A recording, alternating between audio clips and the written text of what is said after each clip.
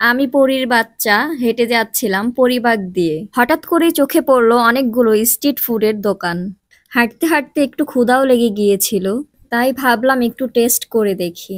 বাহিরের খাবারের মধ্যে আমার পিৎজাটাই পছন্দ, তাই ভাবলাম একটু টেস্ট করে দেখি, তাই অর্ডার করছিলাম। দোকানের নাম হচ্ছে লাইভ পিৎজা টিৎজা। ওনাদের এখানে লাইভ পিৎজার দাম খুবই রিজনেবল এবং এটা সরাসরি আপনার সামনেই বানিয়ে দেয়া হবে। আমি ওনাদের সাথে কথা বলছিলাম যে তারা নাকি 2020 সাল থেকেই এখানে বিজনেস করছে এই পরিবাগ রোডে।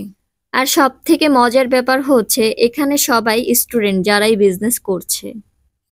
অর্ডার করা শেষ, পিৎজাটি বানাতে 10 মিনিট সময় লাগবে। তারপরে হঠাৎ করে চোখে পড়লো জুসের দোকান। চলে গেলাম সেখানে। ভাবলাম কি খাওয়া যায়। এখানে অনেক কিছুরই জুস পাওয়া যায়। এখানে আনারসের জুস পাওয়া যায়, তরমুজের জুস পাওয়া যায়, আমের জুস পাওয়া যায়। অনেক রকম জুস এখানে পাওয়া যায়, যেগুলো যে আপনারা দেখতেই পারছেন। তো আমার কাছে বাহিরে বের হওয়ার পরে লাচ্ছিটা খুব ভালো লাগে। লাচ্ছি আমার সবসময় পছন্দ। আর সে যেহেতু সামনে বানিয়ে দিবে, এজন্য আমি লাচ্ছিটা অর্ডার করলাম। আর তাছাড়া আজকে প্রচুর গরম লাগছিল আমার কাছে। আর লাচ্ছিটা আমার কাছে সবসময় খুবই পছন্দের। এখানে অনেক অনেক দোকান, সব দোকান খোলা হয়নি বিকাল বেলা, তাই সন্ধ্যা হলে আপনারা আসলে দেখতে পারবেন, কোনটা রেখে কোনটা খাবেন বুঝতে পারবেন না। এখানে ভাইয়া আমার পিৎজাটি বানাচ্ছে, কিভাবে বানাচ্ছে আপনারা দেখেন। খুব সুন্দরভাবে সেই রুটিটি বেলছে। আপনারা এখানে আসলে সন্ধ্যার পরে দেখতে পারবেন অনেক পরী বাচ্চারা বসে বসে খাচ্ছে, খুবই সুন্দর তারা দেখতে। এটা হচ্ছে বাঙালি ওভেন। মশলাগুলো মিক্সড করছে ডোটার উপরে। মশলা বলতে ওইটা ছিল সস। এখন চিকেন দিচ্ছে, চিকেন অনেকগুলো দিচ্ছে।